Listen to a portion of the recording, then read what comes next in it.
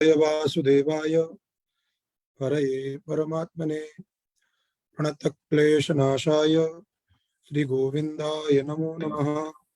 गङ्गातरङ्गरमणीयजटाकलापं गौरीनिरन्तरविभूषितवामभागं नारायणप्रियमनङ्गमदापहारं वाराणसीपुरपतिं भज विश्वनाथं।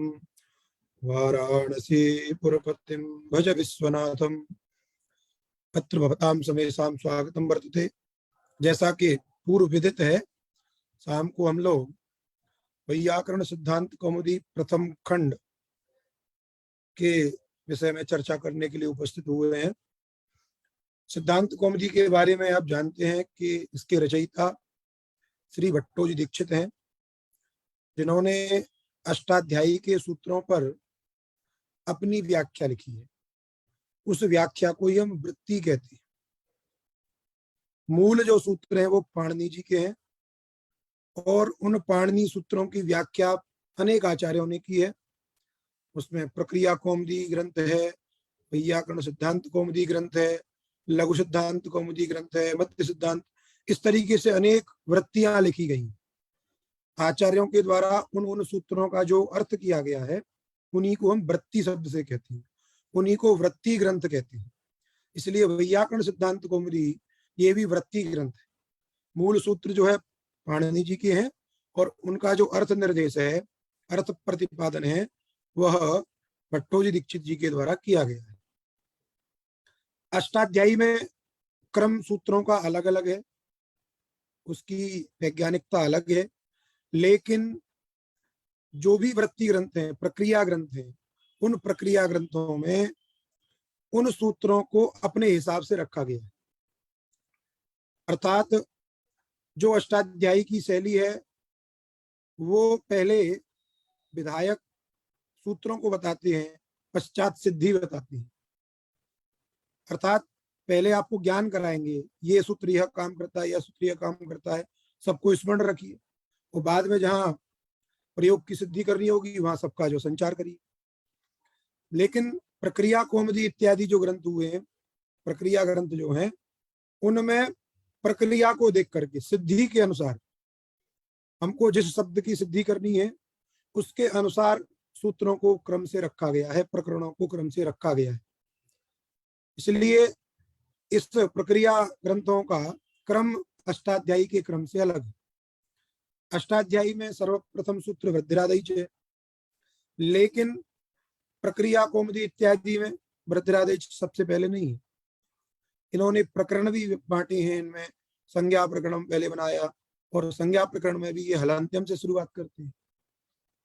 तो ये लक्ष्य को देख करके सूत्रों का संचार कर रहे हैं। और पाणिनि जी सूत्र बता दे रहे हैं, लक्ष्य जो है अपने आप सिद्ध हो जाएंगे। जब आप सब सूत्रों को जान जाएंगे तो लक्ष्य भी आप जान जाएंगे। तो दोनों में अंतर है। पहली जो प्रक्रिया थी पढ़ने की वो अष्टाध्यायी क्रम से ही पढ़ी जाती थी। आज भी प्राचीन व्याकरण के नाम से जो भी विभाग चलते हैं वहां पर अष्टाध्यायी क्रम से ही पठन पाठन की व्यवस्था होती है। नव्य व्याकरण में स्थिति क्या है, यहाँ प्रक्रिया को ग्रंथों को लेकर के ये एक सिस्टम बनाया गया, उसके अनुसार अध्ययन अध्यापन की परंपरा हो गई है। तो जब पाणिनीय क्रम से, अष्टाध्यायी क्रम से अध्ययन अध्यापन होता है, उसी को हम प्राचीन व्याकरण जो है कह देते हैं। और नव्य व्याकरण का तात्पर्य हो गया प्रक्रिया के अनुसार जो चलना। तो पहले जितने शिष्य होते थे, आचार्य होते थे, सभी की बुद्धि, बड़ी प्रतिभा बहुत अधिक होती थी। इसलिए एक बार सूत्र बताया और उनको हमेशा के लिए वो स्मरण हो गया, कभी भी जरूरत हुई तो उसको स्मरण रखते थे। लेकिन जैसे जैसे कलिकाल का प्रादुर्भाव हुआ, बढ़ता गया, बुद्धि में मांद्य आया। बुद्धि में मांद्य आने के कारण सभी सूत्रों को एक साथ स्मरण कर पाना बहुत मुश्किल हुआ। तो थोड़ा सा रास्ते को, पटरी को बदला। कहा कि जैसे जैसे क्रम से सिद्धि हमको प्राप्त है, उस सिद्धि के अनुसार, जैसे राम की सिद्धि करनी है तो उसके लिए जो सूत्र आवश्यक है उनको रख दिया। अन्य जो संधि इत्यादि के प्रयोग सिद्ध करने हैं उनको सिद्ध करने के लिए तत्त प्रकरणों को बना करके तत्त सूत्रों को रखा गया। तो ये लक्ष्य को देख करके लक्षणों को रखा गया है। व्याकरण का दूसरा नाम क्या है? लक्ष्य लक्षणम व्याकरण। लक्ष्य क्या है? जो शब्द हैं वो लक्ष्य है, और लक्षण क्या है? जो सूत्र है वो लक्षण है। इसलिए व्याकरण माने क्या है? सूत्र और प्रयोग, यही तो व्याकरण है। इसलिए लक्ष्य लक्षण जो है, तो लक्ष्यानुसारी जो व्यवस्था है, जो लक्ष्यानुसारी व्यवस्था है वो व्यवस्था नव्य व्याकरण की है, और लक्षणानुसारी जो व्यवस्था है वो प्राचीन व्याकरण की है। इसीलिए प्राचीन व्याकरण की परंपरा एक हो गई, एक नव्य व्याकरण की परंपरा हो गई। अंतर इतना ही है केवल। ऐसा नहीं है कि प्राचीन व्याकरण में इको यणची यण कर रहा है और नव्य व्याकरण में इको यणची गुण कर रहा है, ऐसा नहीं।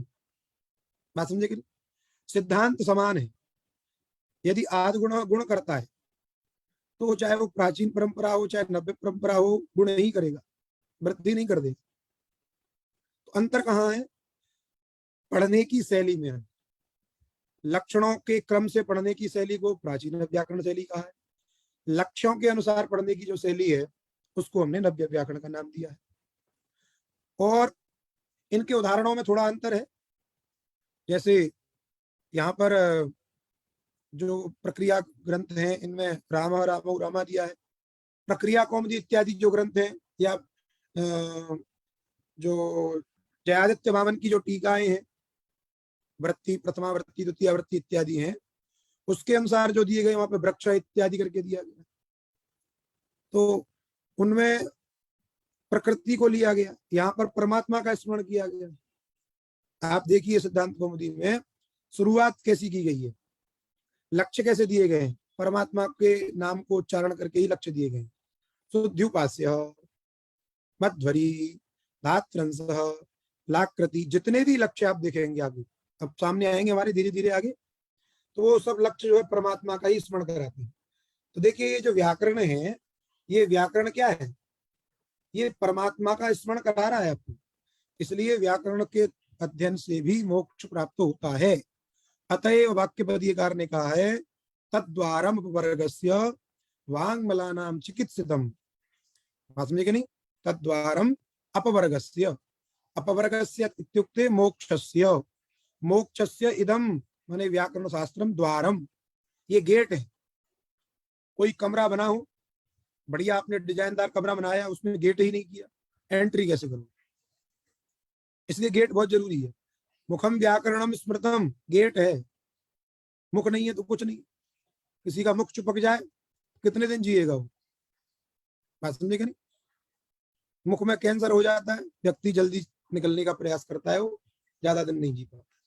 तो मुख को सही करना है, व्याकरण को सही करना है।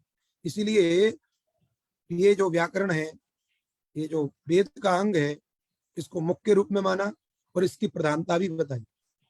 यदि किसी का मुख ही नहीं है, सुंदर बहुत है लेकिन मुख नहीं है उसका, बोल ही नहीं पाता, तब भी वो कोई काम कर। इसलिए शरीर के साथ साथ मुख भी होना चाहिए। इसलिए व्याकरण का भी अध्ययन हम लोगों को अवश्य ही करना चाहिए। तो हम लोग लक्ष्यानुसारी व्यवस्था को लेकर के भट्टोजी दीक्षित के द्वारा विरचित जो व्याकरण सिद्धांत कौमुदी है, जिसको कि 4 खंडों में विभक्त किया गया है। प्रथम खंड में संज्ञा प्रकरण से लेकर के कारक प्रकरण तक की चर्चा की गई है। इसमें प्रकरण को भी बदला है। लघु सिद्धांत कौमुदी में आपने प्रकरण थोड़े दूसरे रूप में देखे थे, वहां पे षडलिंग के बाद अव्यय प्रकरण आता था, फिर विभक्ति अर्थ बाद में था। लेकिन व्याकरण सिद्धांत कौमुदी में षडलिंग के बाद में कारक प्रकरण, स्त्री प्रत्यय आ जाता है, फिर कारक प्रकरण आ जाता है, ये क्रम है। तो इन क्रम को भी हम आगे जैसे जैसे प्रकरणारंभ होता जाएगा वैसे वैसे हम समझते जाएंगे। तो प्रथम खंड है, इसमें सुबंत प्रत्ययों की चर्चा है। द्वितीय जो खंड है इसमें समास और तद्धित की चर्चा है। बात समझी कि नहीं? तृतीय खंड में केवल धातुओं को लेकर के चर्चा की गई है। धातु माने धातु से जो आने वाले तिंग प्रत्यय हैं और उसी को तिगंत भाग कहते हैं। और चतुर्थ खंड में भी धातुओं को लेकर के जो कृत प्रत्यय आते हैं उनकी चर्चा की गई। तो पहले खंड में सुप प्रत्ययों की चर्चा है, सुप प्रत्यय किससे आते हैं, उन सुप प्रत्ययों का अर्थ क्या है। दूसरा भी जो खंड है, सुप प्रत्यय तो उनमें भी आते हैं, समास से प्रातिपदिक संज्ञा होती, विभक्ति इत्यादि आती है, लेकिन वहां पर समास और तद्धित की चर्चा की गई है वो सुबंत संबंधी। और तीसरा जो प्रकरण है, यानी तीसरा खंड जो प्रारंभ होता है वो धातु को लेकर के होता है। तो तृतीय खंड और चतुर्थ खंड में धातु को मान करके काम जो हो रहे हैं वो किए जा रहे हैं। तो तृतीय खंड में धातु से तिंग प्रत्ययों का विधान किया जा रहा है और चतुर्थ खंड में धातुओं से कृत प्रत्ययों का विधान किया जा रहा है। इस तरीके से अलग अलग इन्होंने प्रकरण का विभाजन किया है। और चूंकि एक किताब होगी तो इतनी मोटी हो जाएगी, तो छोटे छोटे खंडों में उसको विभक्त कर दिया, जिससे हमारे छात्रों को उनको ले जाने में सुविधा हो। बात समझे क्या नहीं?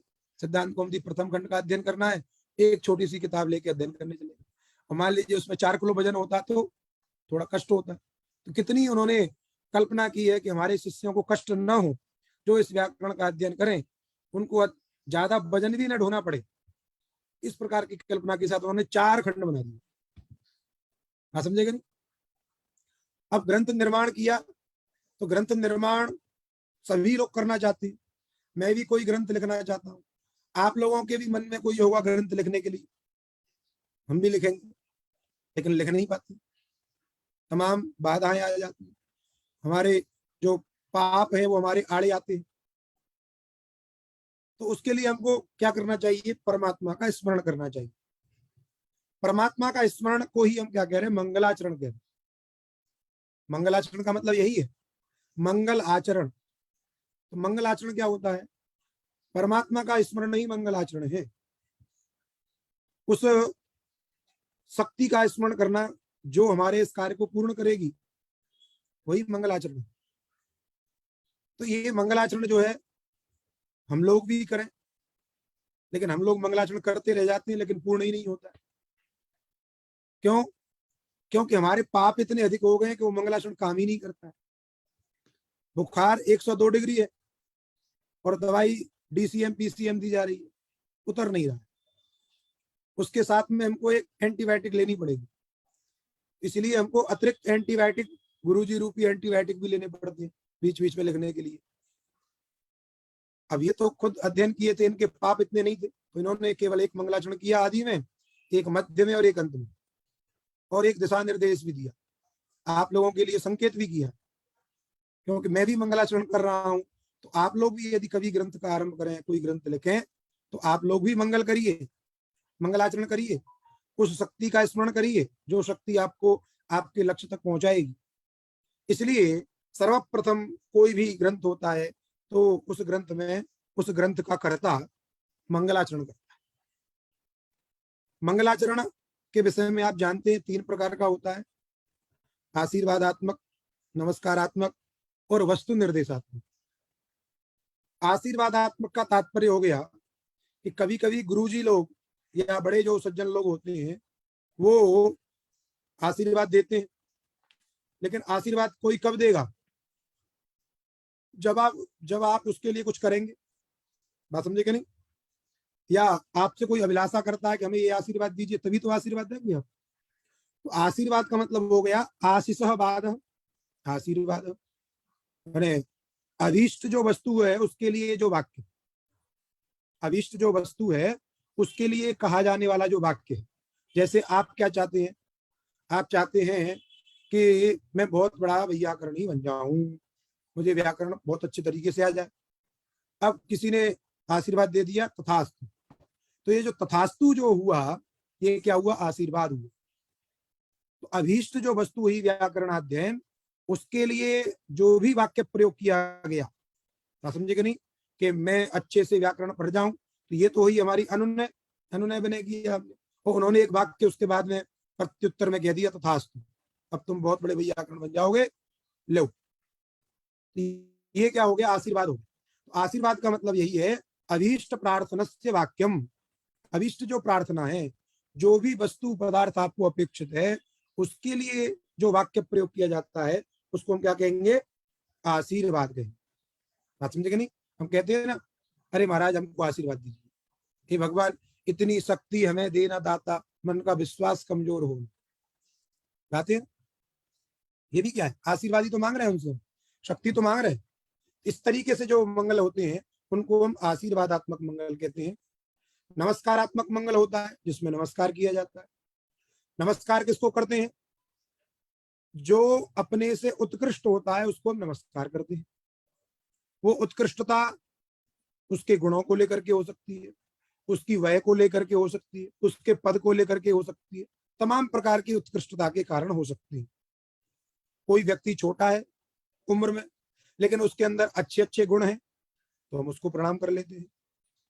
कोई व्यक्ति बहुत बड़ा है लेकिन दुर्गुण है, हम प्रणाम नहीं करते हैं। तो नमस्कार के कोई भी व्यक्ति हो सकता है, हम उसके गुण गण को देख करके हम समझते हैं कि ये नमस्कार योग्य है अथवा नहीं, योग्यता के अनुसार। तो नमस्कारात्मक का मतलब हो गया कि उत्कृष्ट व्यक्ति के प्रति अपनी अपकृष्टता व्यक्त करना। अर्थात जब हम किसी व्यक्ति को नमस्कार करते हैं या परमात्मा को नमस्कार करते हैं, गुरु को नमस्कार करते हैं, क्या कहना चाहते हैं? हे परमात्मा, आप मुझसे उत्कृष्ट हैं, आप गुणों की खान हैं और मैं आपसे बहुत ही अपकृष्ट हूं, इसलिए मैं आपको प्रणाम कर रहा हूं। यदि आपके अंदर ये हमेशा बोध हो जाए कि मैं तो सबसे महान हूं, मुझसे बड़ा कोई नहीं, तो आप किसी को भी नमस्कार नहीं कर सकते। तो नमस्कार कब होगा? जब आपके अंदर ये बुद्धि रहेगी कि अहम त्वत्तः अपकृष्टः, त्वम मत्तः उत्कृष्टः, तुम मुझसे उत्कृष्ट हो, मैं तुमसे अपकृष्ट हूं। इस प्रकार की भावना जब रहेगी तभी हम किसी को नमस्कार कर सकते हैं। इसलिए हमें स्वापेक्षया उत्कर्ष बोधानुकूल जो व्यापार है, हम अपने की अपेक्षा वो जिसको हम नमस्कार कर रहे हो उस व्यक्ति को बताना चाह रहे हैं कि आप हमसे उत्कृष्ट हो, उसको बताएंगे कैसे?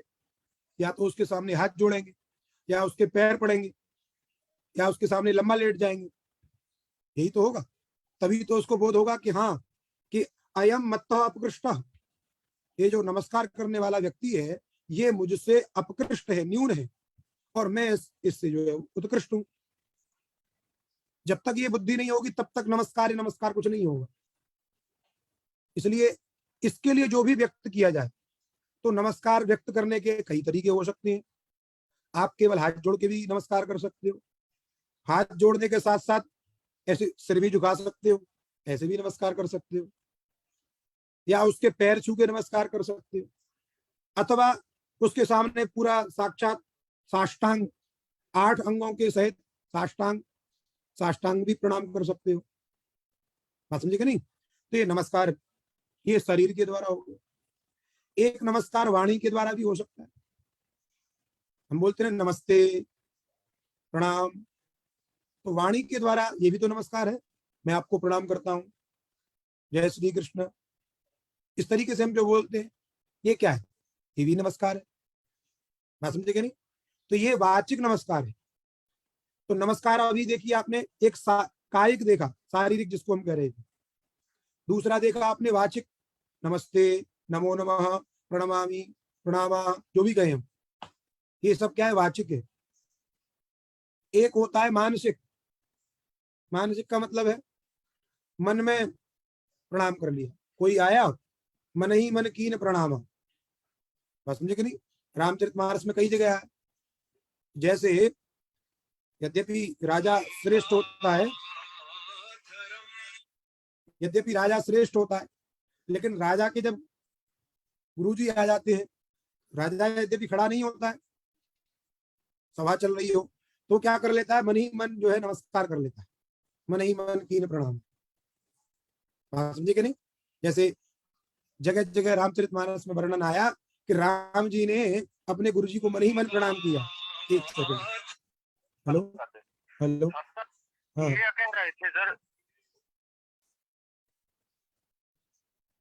अरे धुलना भी है, अभी तो 3 दिन बाद पूछ रहे हो। धुलते हैं उसमें माड़ी लगा।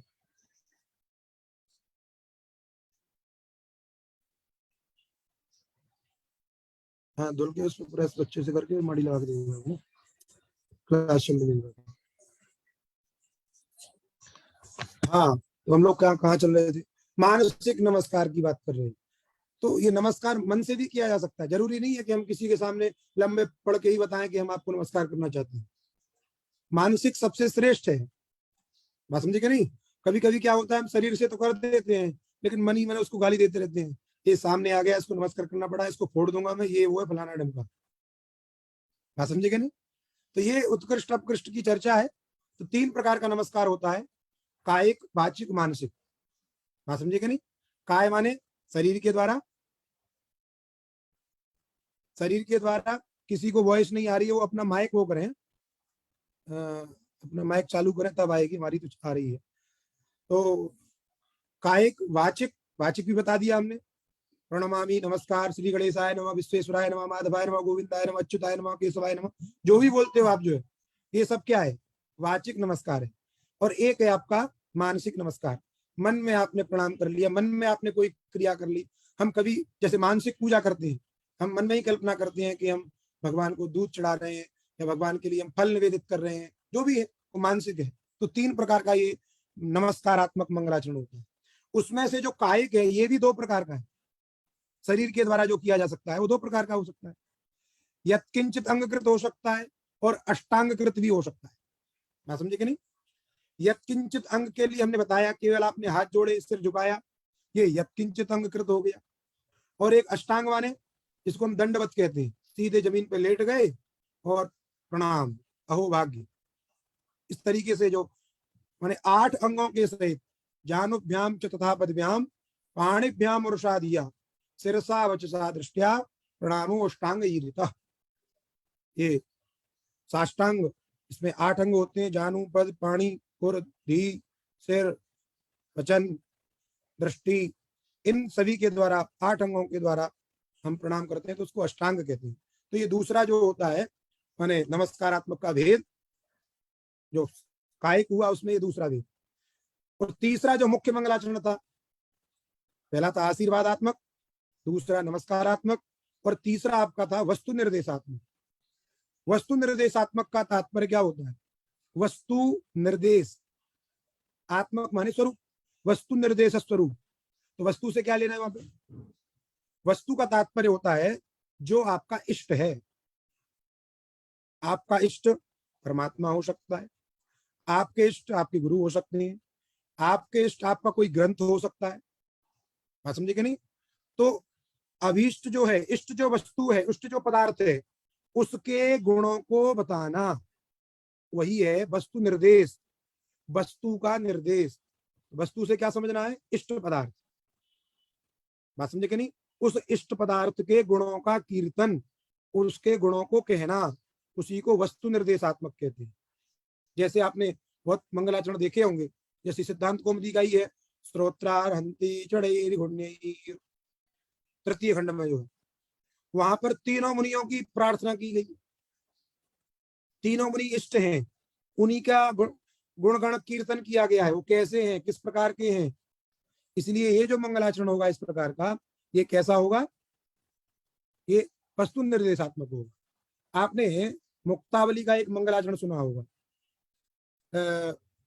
उसमें विन्यस्ता मनसा मदो वितनताम सद्युक्ति साचिरम, शुरू से कैसे भूल गए हम। मुक्तावली का जो मंगलाचरण है, बात समझिएगा नहीं? याद आ रहा है किसी को? कोई नहीं आया, दिख नहीं रहा है, सब बंद है। तो ये मुक्तावली का जो मंगलाचरण है वो भी वस्तु निर्देशात्मक है। वहां पर जो मुक्तावली है उसके स्वरूप को बताया गया। ये मुक्तावली कैसी है? सद्युक्ति साचिरम विष्णु और वक्षस विश्वनाथ कृतिना सिद्धांत मुक्तावली विन्यस्तावन सो मुदम वितनताम सद्युक्ति साचिरम। एक लाइन ऊपर छूट गई है, धीरे धीरे आएगी। तो इस प्रकार के जो मंगलाचरण होते हैं, चाहे हम अपने इष्ट जो परमात्मा है उसके गुणों को बताएं अथवा किसी ग्रंथ की विशेषता बताएं। जैसे अभिज्ञान शाकुंतलम का जो मंगलाचरण है, क्या है अभिज्ञान शाकुंतलम का मंगलाचरण? कौन बताएगा? बहुत लोग तो पढ़े हैं। 8 प्रकार के जो भगवान शिव की स्तुति वहां पे जो की गई है, शिव के जो 8 स्वरूप बताए हैं, तो वो क्या है? उस इष्ट के, उस शिव के 8 रूपों का वर्णन किया गया है। इसीलिए वो भी वस्तु निर्देशात्मक है। वस्तु वन इष्ट, इष्ट के, गुण गोमपिता, हाँ, सद्रव्या गुण गोमपिता सुकृति नाम सत्कर्मणाम ज्ञापिका। हाँ, सत अरे वे सामान्य विशेष नित्य मिलता भाव भाव प्रकर्षोज्वल प्रकर्षोज्वला विष्णोर्वक्षस विश्वनाथ कृतना सिद्धांत मुक्तावली सिद्धांत अन्यस्ता मुक्तावली मनसा निमित्ता मदो परसो मुदम। विद्रुताम सद्युक्त रेसाचिरम। ये जी मुक्तावली का था, समझे कि नहीं? तो इस तरीके के जो मंगलाचरण है वो सभी वस्तु निर्देशात्मक है। तो आपको सभी मंगलाचरण मिल जाएंगे। नमस्कारात्मक तो सब जगह मिल ही जाता है, और हमारे सामने जो मंगलाचरण उपस्थित है ये भी कैसा है? ये भी तो नमस्कारात्मक है। तो नमः शब्द से घटित है तो नमस्कारात्मक है ही है, समझे कि नहीं? इसीलिए उसमें नमस्कृत्य पद दिया गया है। तो मंगल के बारे में हमने चर्चा की, मंगलाचरण किया क्यों जाता है। ये तो मंगल के स्वरूप हो गए, किमर्थम मंगलम आचरणीय। तो कहा विघ्न विघाताय मंगलाचरणम, विघ्नों के ध्वंस के लिए, विघ्नों के नाश के लिए। विघ्न माने पाप। पाप क्या है? तो जो ग्रंथ समाप्ति के प्रतिबंधक हैं। हम कोई काम करना शुरू किए, काम खत्म में होने में नहीं आ रहा है, इसका मतलब प्रतिबंधक आ गए, पाप आ गए, विघ्न आ गए। उन विघ्नों के ध्वंस के लिए हम पहले प्रार्थना करते हैं परमात्मा से कि इतनी शक्ति हमें देना दाता, हमारा काम पूरा हो जाए। बात समझे नहीं? इसीलिए यही मंगलाचरण है। तो जितने विघ्न है उसके हिसाब से मंगलाचरण करना चाहिए। विघ्न आपके अनेक हैं तो बहुत बड़ा लंबा चौड़ा मंगलाचरण करना चाहिए, कम है तो कम करना चाहिए। तो विघ्नों के नाश के लिए मंगलाचरण किया जाता है। इन्होंने भी विघ्नों के नाश के लिए मंगलाचरण किया। मन में संदेह हुआ कि भाई विघ्नों के नाश के लिए मंगलाचरण किया जाता है, बात सही है, ये हमारी परंपरा है, लेकिन आप इसको ग्रंथ में क्यों लिखते हो? मन में कर लीजिए। मंगलाचरण करना है, परमात्मा का स्मरण करना है, तो अपने मन में कर लीजिए। हम किसी को दिखा के थोड़ी माला फेरते हैं, या हम किसी को दिखा के थोड़ी संध्या करते हैं। बात समझे कि नहीं? हम संध्या वंदन करते हैं, जरूरी थोड़ी है कि हम एकदम फेसबुक लाइव होकर के संध्या वंदन कहो अपवित्र अपवित्र होगा। बात समझे कि नहीं? हमको माला करनी है, भजन करना है, इसको किसी को दिखाना थोड़ी, मन में कर लेते हैं। तो वैसे ही भट्टो जी दीक्षित ने अपने मन में क्यों नहीं कर लिया? क्यों दिखाना चाह रहे हैं कि मैंने मंगलाचरण किया है? क्या बताना चाह रहे हैं? तो कहा कि शिष्य शिक्षा यही। मान लीजिए यदि ये परंपरा ना होती मंगलाचरण लिखने की, तो कोई लिखता ही नहीं। कदाचित काल ऐसा आता कि किसी को स्मरण ही नहीं रहता कि मंगलाचरण करना चाहिए। तो शिष्यों को शिक्षा देने के लिए अस्माकम ये शिष्यातेपि एवं कुर्युः ग्रंथादौ मंगलम कुर्युः, ग्रंथ के आदि में प्रारंभ में वे भी मंगलाचरण करें। इसके लिए उन्होंने क्या किया? उसको ग्रंथ में ही लिख दिया। बात समझे कि नहीं? इसलिए यत्र तत्र सब जगह लिखा रहता है। बात समझे कि नहीं? शिष्य शिक्षा ग्रंथ तो है ना, और उसमें तर्क संग्रह की उसमें लिखा है, क्या नाम है, न्याय बोधनी इत्यादि में। ग्रंथ तो आदौ निबंधनाति, ग्रंथ के आदि में उसका निबंधन कर रहे हैं, शिष्य शिक्षा इत्यादि। तो वैसे ही यहाँ पे शिष्यों को शिक्षा देने के लिए इन्होंने भी जो मंगलाचरण किया है वह मंगलाचरण बिल्कुल उपयुक्त ही है। हर्षित जोशी क्या कह रहे हो? कुछ कह रहे हो? हाँ, बीच में ऐसे खोला। अब देखिए मंगलाचरण क्या है। मंगलाचरण 3 जगह भी कर सकते हैं, प्रारंभ में, मध्य में और अंत में, क्योंकि कब विघ्न आ जाए कोई जानता नहीं, इसलिए प्रारंभ में, मध्य में, अंत में, तीनों जगह मंगलाचरण हमको करना चाहिए। तो इन्होंने भी किया है। प्रथम खंड के आदि में किया, फिर मध्य में श्रोत्रांत इत्यादि में किया, और फिर अंतिम में सही सा सिद्धांत कौमुदी, समझे नहीं, वहां से किया। तो इस तरीके से मंगलाचरण इन्होंने किया है। और मंगलाचरण हम लोग भी उच्चारण करेंगे। मैं बोल रहा हूं, आप लोग अपने मन मन में उच्चारण करिए। बात समझेगा नहीं? तो मुनित्रयम नमस्कृत्य तदुक्ति परिभाव्य च वैयाकरण सिद्धांत कौमुदीयम विरच्यते। ये भट्टो जी दीक्षित ने जो है मंगलाचरण किया। कितना अच्छा मंगलाचरण है कि मुनित्रयम नमस्कृत्य, 3 मुनियों को नमस्कार कर रहे हैं। क्यों कर रहे हैं?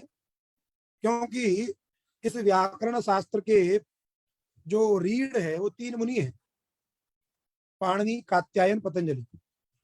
पाणिनि जी सूत्रकार हैं, कात्यायन जी वार्तिककार हैं, और पतंजलि जी भाष्यकार हैं। इसलिए तीनों मुनियों को जोड़ करके ये व्याकरण चलता है। केवल पाणिनि जी से नहीं चल रहा है, न केवल वार्तिककार से चल रहा है, न केवल भाष्य से चल रहा है, तीनों को जोड़ करके ये चल रहा है। बात समझे कि नहीं? इसलिए तीनों को नमस्कार करना आवश्यक है। मुनित्रयम नमस्कृत्य, ये तीनों इस ग्रंथ के क्या है? पुरोधा है, व्याकरण शास्त्र के पुरोधा है। इससे क्या हुआ, क्या सिद्ध हुआ भाई? तीन मुनियों को नमस्कार क्यों किया? आप जो है शंकर जी को नमस्कार करते, विष्णु जी को नमस्कार करते, तीन मुनियों को नमस्कार क्यों कर रहे हैं? तो बोले तीन मुनियों को नमस्कार करने का तात्पर्य है वो अपनी परंपरा का स्मरण कर रहे हैं। बात समझे कि नहीं? कि हम जो बात इसमें लिखेंगे वो तीन मुनियों के द्वारा जो सम्मत है उसी को लिखेंगे। ऐसा नहीं अपना हम स्वतंत्र व्याख्यान कुछ कर रहे हैं, अपने मन से हम कुछ भी कह देंगे। जो ऋषि हैं, जो स्वयं परमात्मा के स्वरूप में है, उन्हीं के अनुसार, उन्हीं के सिद्धांतों की हम चर्चा इस ग्रंथ में कर रहे हैं, अतः उन्हीं को स्मरण करना क्या है? आवश्यक है। बात समझे कि नहीं? इसलिए मुनित्रयम नमस्कृत्य, मुनित्रयम जानते ही हैं, द्वितीय है तदुक्ति परिभाव्य च, और उन तीन मुनियों की जो उक्तियां हैं, जो वचन हैं, जो भी उनके द्वारा बात कही गई है, उनका भी हमको क्या करना है? विचार करना है। परिभाव्य का मतलब होता है विचार। कौन है ये? वैयाकरण सिद्धांत कौमुदी हम विरचिते, वैयाकरण सिद्धांत ये ग्रंथ है। वैयाकरण सिद्धांत कौमुदी विरचिते, ये क्रिया का प्रयोग है। अब इसमें आपको देखना है, कर्ता क्रियाकरण इत्यादि देखें तो विरचिते पहले क्रिया को हम यदि पकड़ लें तो विरचिते ये रच प्रत्ययत्ने विपूर्वक धातु का रूप है। विरचिते कर्मणि प्रयोग है।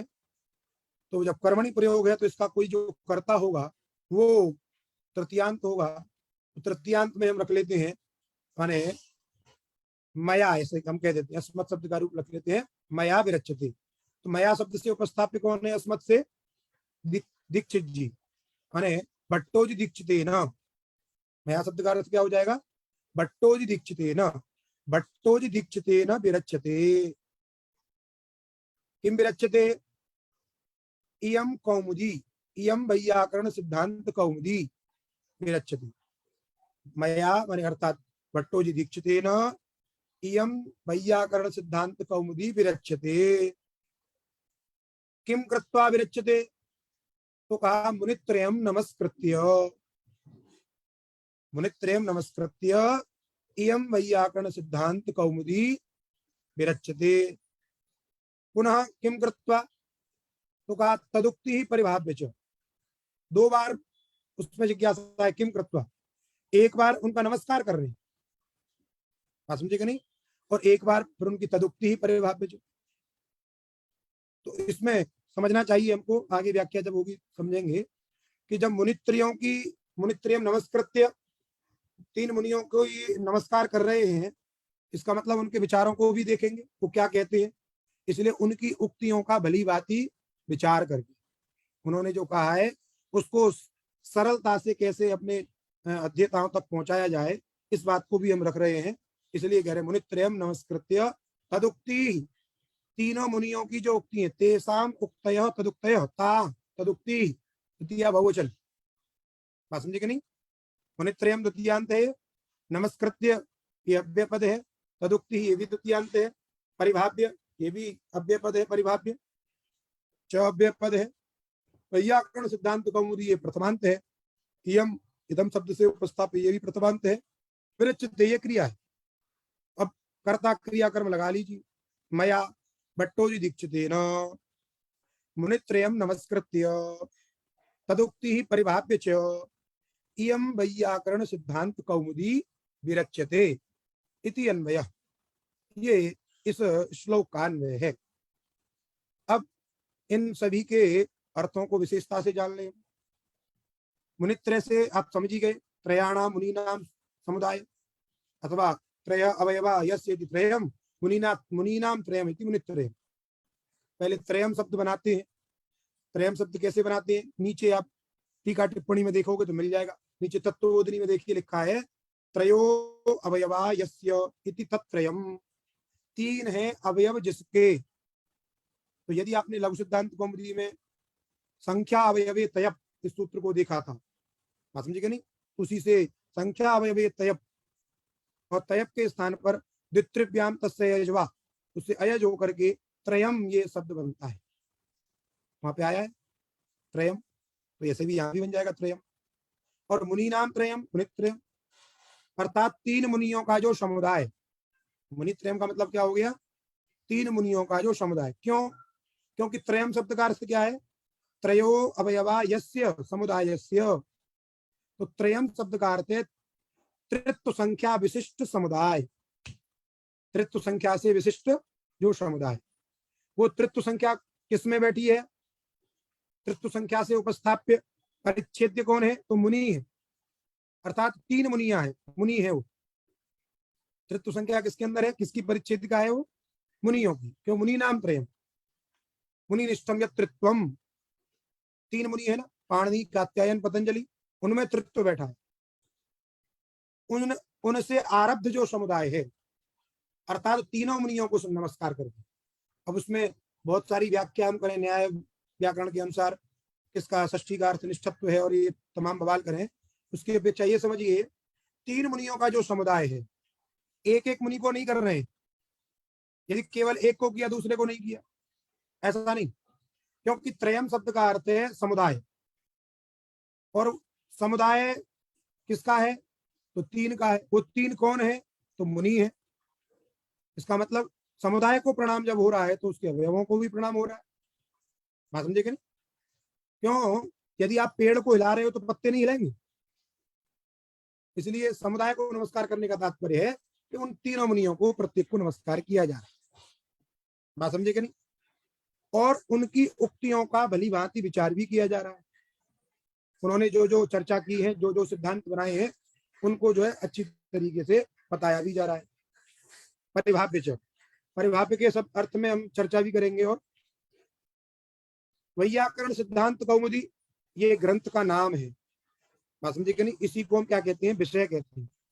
चार चीजें होती हैं मंगलाचरण में जिसका निर्देश किया जाता है, उनको हम अनुबंध कहते हैं। बात समझे कि नहीं? अनुबंध से तात्पर्य है कि उस ग्रंथ को अध्ययन करने में हमारी प्रवृत्ति जो कराई, ग्रंथाध्ययन के प्रवृत्ति प्रयोजक जो है, उनको हम क्या कहते हैं? अनुबंध कहते हैं। अनुबंध चतुष्टय, अनुबंध चतुष्टय क्या होता है भाई? विषय, संबंध, अधिकारी और प्रयोजन। अनुबंध चतुष्टय माने विषय, संबंध, अधिकारी और प्रयोजन। क्या विषय है भाई? क्या अध्ययन कर रहे हैं?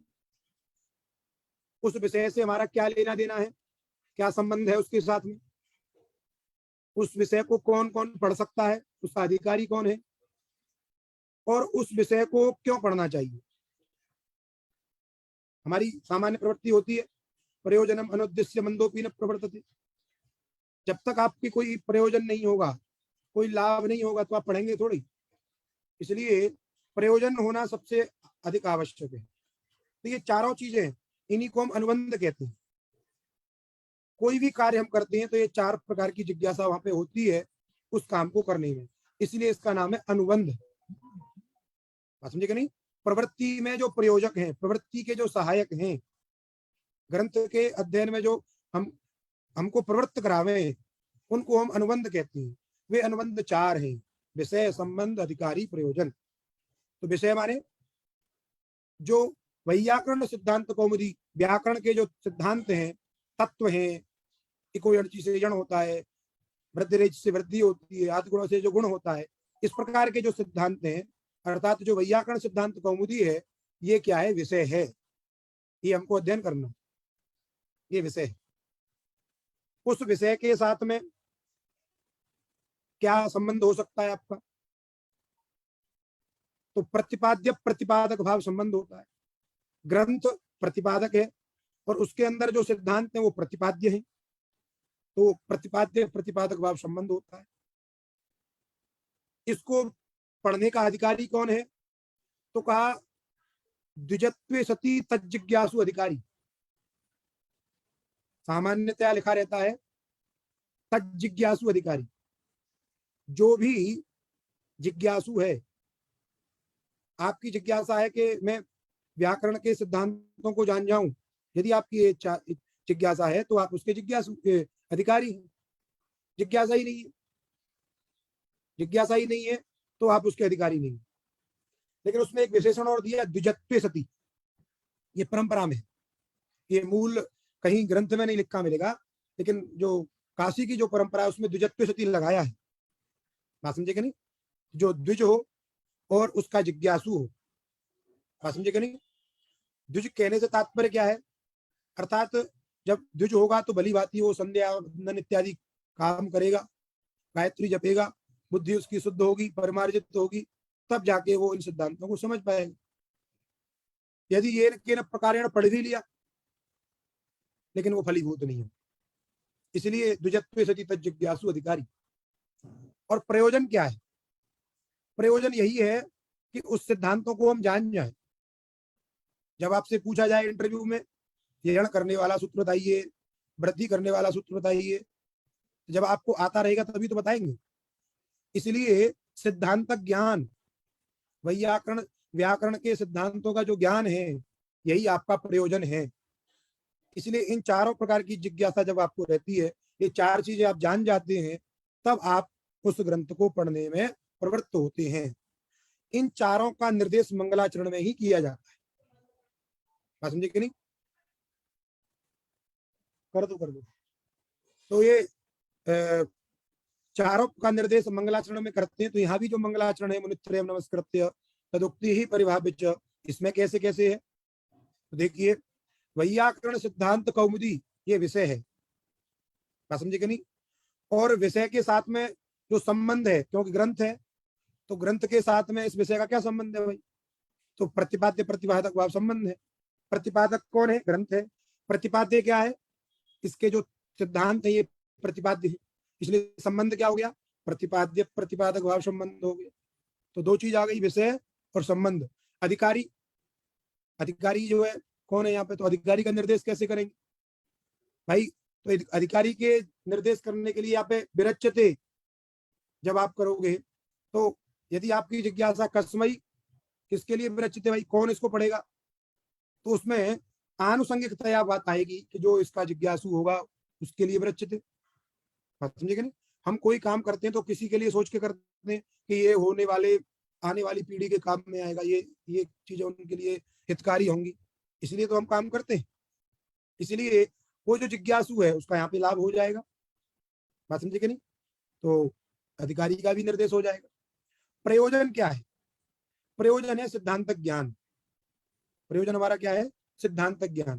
क्योंकि वैयाकरण सिद्धांत कौमुदी विरच्यते, तो बिना जब तक प्रयोजन नहीं, तो प्रयोजन भी इसके अंदर ही अनुस्यूत है, वो आनुषंगिकतया इसके अंदर प्रविष्ट है। यदि दो चीज का निर्देश कर दिया है स्पष्टतया, तो दो चीज उसके अंदर स्पष्ट जो है पड़ी रहेंगी। तो कहीं कहीं स्पष्टतया चारों चीजों का उल्लेख होता है। जैसे कुछ तांत्रिक ग्रंथ होते हैं, उनमें जो उसका अधिकारी होता है उस अधिकारी का भी निर्देश दिया रहता है, कौन इसका अध्ययन कर सकता है। या जैसे तर्क संग्रह में कहा बाला नाम सुखबोधाय, बाला नाम सुखबोधाय क्रियते तर्क संग्रह, तो वहां पे बाल जो दिया वो उसके अधिकारी है। वैसे यहाँ पर भी तो जो इससे अनभिज्ञ है, वैयाकरण सिद्धांत कौमुदी से जो अनभिज्ञ है, व्याकरण के सिद्धांतों से जो अनभिज्ञ है, वही इसका अधिकारी है। बात समझे कि नहीं? इस तरीके से इन चारों चीजों का भी निर्देश हम लोग इसमें करते हैं। और विशेष चर्चा हम लोग इस मंगलाचरण के विषय में कल करेंगे। आज पाठ यहीं विराम होगा। आप नीचे टीका टिप्पणी देखिए, बाल मनोरमा तत्वबोधनी दोनों को हम लिख करके प्राय चलेंगे, कुछ कुछ चर्चा करेंगे। अल्पारंभ क्षेम कर परंपरा है, इसलिए आज इतना ही पाठ रखा जाता है। सभी का धन्यवाद। आप अपने इष्ट मित्रों को जोड़िए, सभी को बताइए, क्योंकि एक